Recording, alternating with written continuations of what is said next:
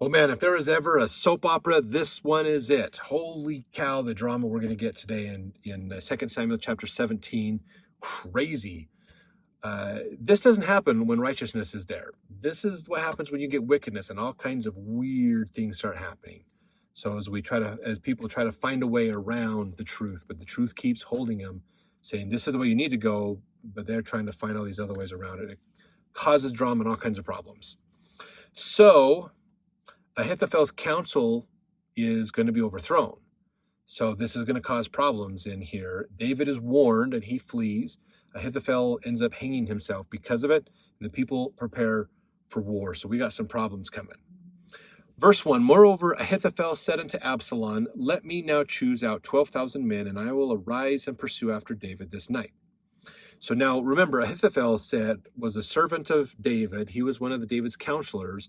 He knows if David and Absalom come to terms with each other and reconcile, Absalom is out because he's the real traitor. Because Absalom and David are father-son. So they can reconcile because there's a family tie, but Absalom is not family. He's the advisor that defected against the king. If King David is brought back, Ahithophel will be executed. He'll be the scapegoat. So Ahithophel wants Absalom to establish himself as the king and put a big divide in there. And now Ahithophel is saying, by the way, while you go do that, I want to get 12,000 men, and I'm going to go fight David. I'm going to find him and get rid of him, basically. While you're establishing yourself as king, I'm going to go do the dirty work and get David basically out of the way. Verse 2, and I will come upon him while he is weary and weak-handed, and I will make him afraid, and all the people that are with him shall flee, and I will smite the king only. So he wants to take 12,000 men against, what was it, like 600 or something that David had? Take his 12,000 men, basically scare the heck out of David and everybody else that's with David, find David, slay David, basically, get rid of him, but then not hurt anybody else, so they can eventually come back to Israel and be a part of the kingdom, the new kingdom, basically. Verse 3, I will bring back all the people unto thee. The man whom thou seekest is as if all returned, so all the people shall be in peace. And the saying pleased Absalom well and all the elders of Israel. Then said Absalom, call now Hushai the Archite also, and let us hear likewise what he saith. So he's going, this guy is a servant of us now. He was a servant of the previous king. He's in here as well. Verse 5, verse 6, excuse me. Then when Hushai was come to Absalom, Absalom spake unto him, saying, Ahithophel hath spoken after this manner. Shall we do after his saying? If not, speak thou.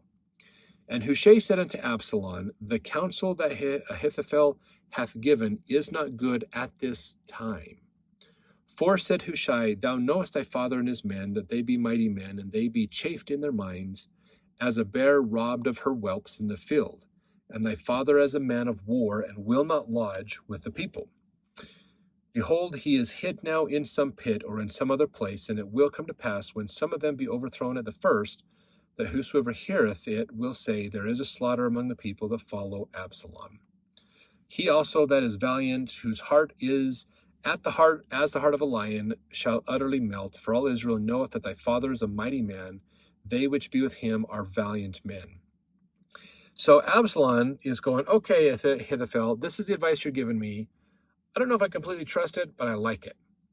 So he brings in Hushai, and this could be a bit of a test for Hushai as well. He might be pitting the advice of two former advisors to his dad against each other to try to see if there's a problem here or what's going on. And so Hushai says, yeah, that makes sense to do that, but now's not the time to do it. Your dad, we have to remember that your dad has this reputation of getting a small group of men together and fighting fiercely. And the problem is if he wins, basically, because David has never lost a battle. This retreat from Babylon is the first time he has done anything like that. He has never lost in battle itself. So if David and his small army wins, like he has several times before, if history teaches us anything, David might win. And if he wins, there's going to be problems. So maybe not solidify yourself as the king until David's gone, and then we can worry about that later, basically. So let's see, verse 11. Therefore I counsel that all Israel be generally gathered unto thee from Dan even to Beersheba. Remember, that's from Dan to Beersheba, from all the north to the south, the whole land, as the sand that is by the sea for multitude, that thou go to battle in thine own person. So he's saying, let's bring the might of everybody and let's get rid of David. When your dad is gone, then we can rest. Until your dad's alive, that's happened. If your dad's alive, he can still fight, and he has never lost. Even with a small army, he still wins. So, and history has proven that out. So until he's gone, there's no guarantee that you're going to be king. And Absalom's probably like, oh, you're right. That's a good point. He has never lost in battle, and we haven't fought yet. So I need to take overwhelming forces to annihilate him, take a sledgehammer to a fly to get rid of him so that we can guarantee my kingdom. So verse 12, so shall we come upon him in some place where he shall be found, and we will light upon him as the dew falleth on the ground, and of him and all the men that are with him there shall not be left so much as one. Moreover, if he be gotten into a city, then shall all Israel bring ropes to that city, and we will draw it into the river until there be not one small stone found there. And Absalom and all the men of Israel said, the counsel of Hushai the Archite is better than the counsel of Ahithophel.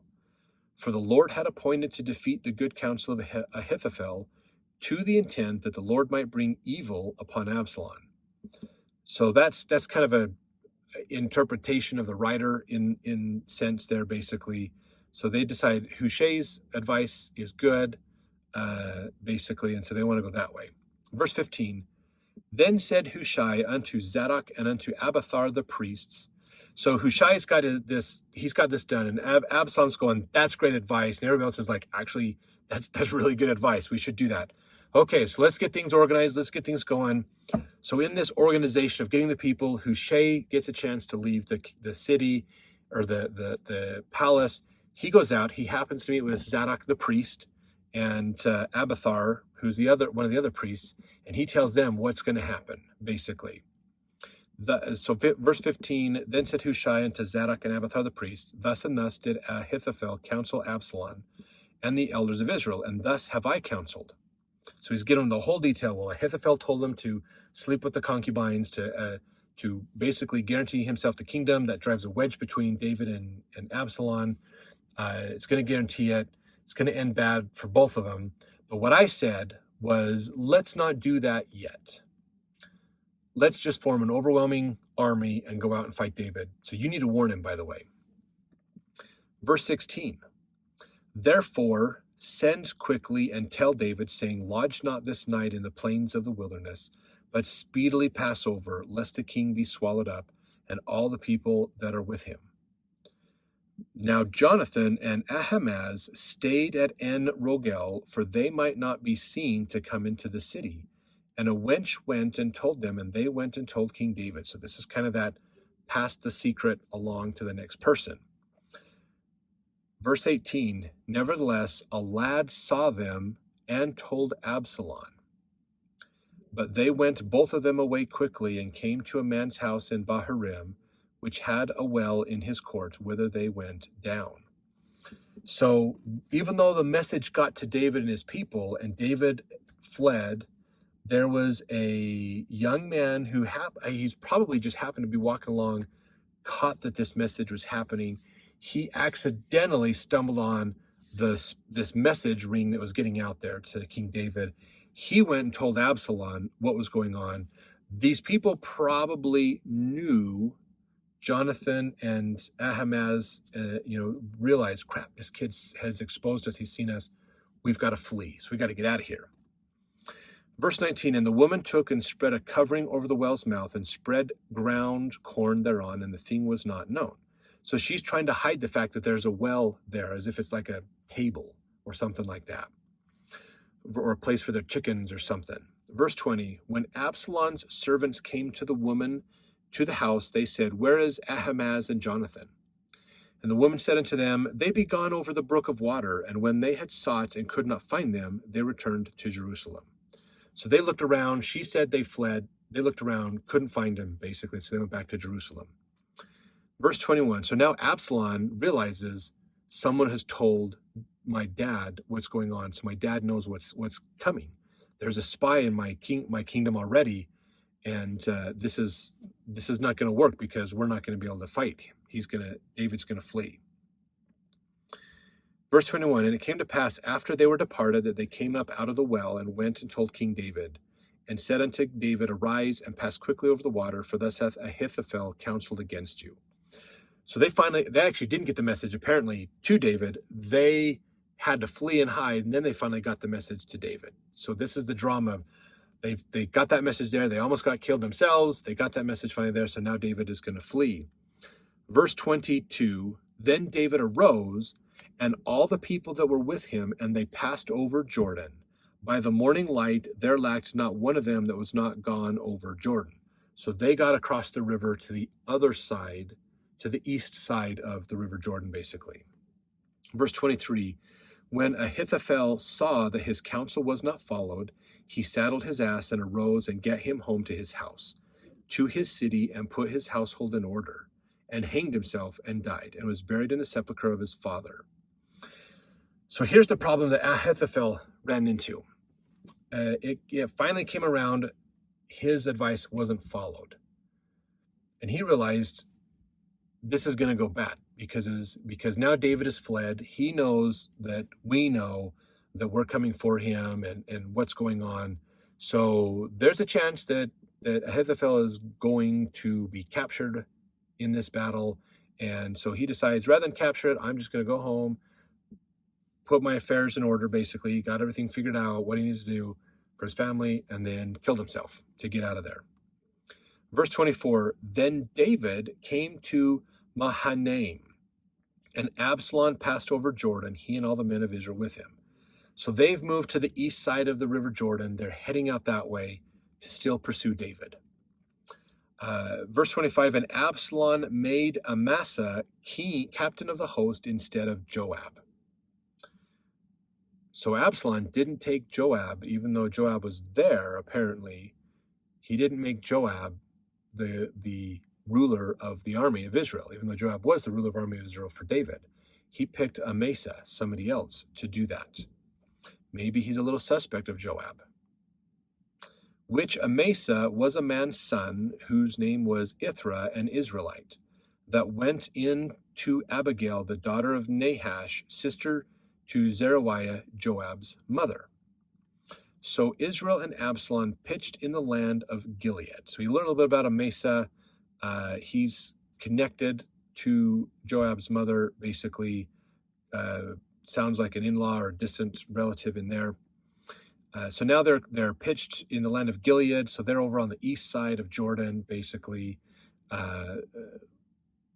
still pursuing David. So verse 27, and it came to pass when David was come to Mahanaim, that Shobi the son of Nahash of Rabbah of the children of Ammon, and Machir the son of Amiel of Lo Debar, and Barzillai the Gileadite of Rogelim, brought beds and basins and earthen vessels, and wheat and barley and flour, and parched corn, and beans and lentils, and parched pulse, and honey and butter, and sheep and cheese of kine for David and for the people that were with him to eat. For they said, the people is hungry and weary and thirsty in the wilderness. So David has found a friend. Basically, these people come together and they're helping David out with the things that are going on. So let's jump over quickly to chapter 18 to see how this whole issue, all this drama gets resolved and gets taken care of.